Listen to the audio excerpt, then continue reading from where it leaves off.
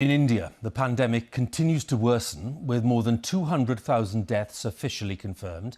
On average in the past week, more than 340,000 cases of coronavirus have been reported each day. That's an infection rate which is more than 20 times higher than 2 months ago.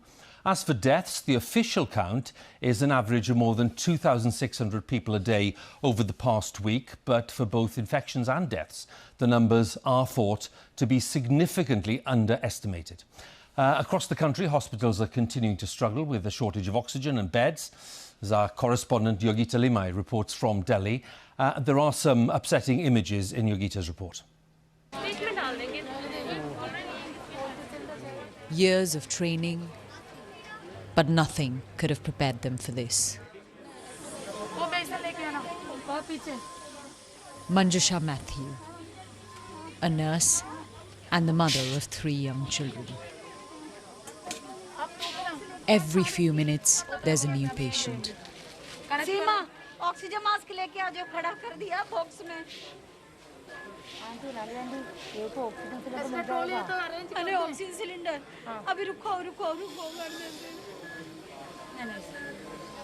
She's constantly scanning how others are holding up. Treating as many as they can.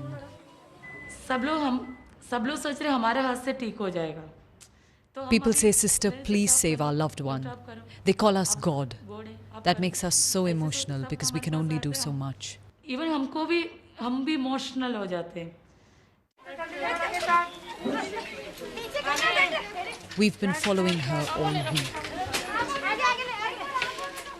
It's been relentless. I tried so hard to revive this man, she told us, but I couldn't.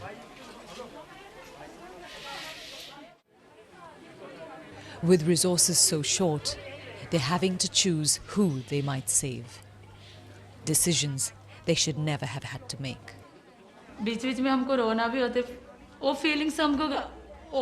At times we break down. Some nights I wake up crying, but I also feel a sense of satisfaction that I'm doing something to help. This is a hospital in a big city, better off than most others. Weeks of toil lie ahead in a city that's overrun.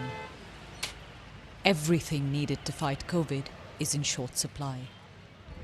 Every morning in India, we're waking up to news that someone we know has died.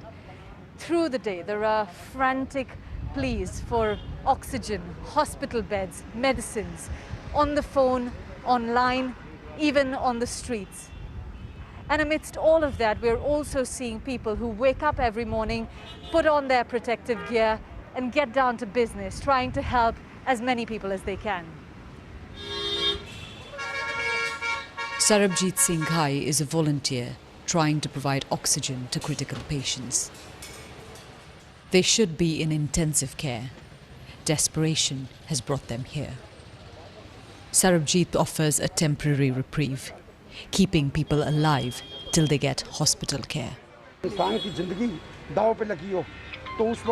When people's lives hang in the balance, we thought this is one thing we could do to try to save someone, he says. Rati Gadgil has driven her mother here. We're getting nothing from the government, no support.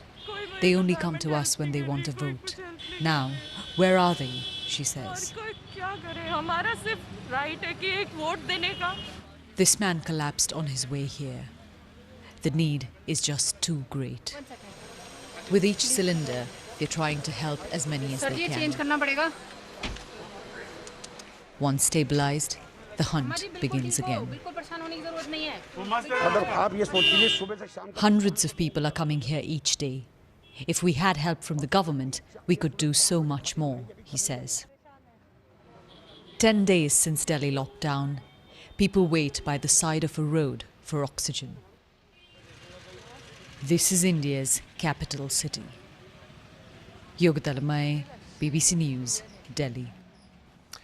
Well, that was the report that Yogita filed just a short while ago, but we're now able to join her live in Delhi tonight. Yogita, let's talk about the concept of accountability here for all of the problems and all of the tragedies that we saw there in the report. What is the notion of political accountability? Well, I think you've got to look at the circumstances that resulted in India finding itself in this position. In February, you had the ruling BJP party virtually declare victory over the pandemic under the leadership of Prime Minister Narendra Modi.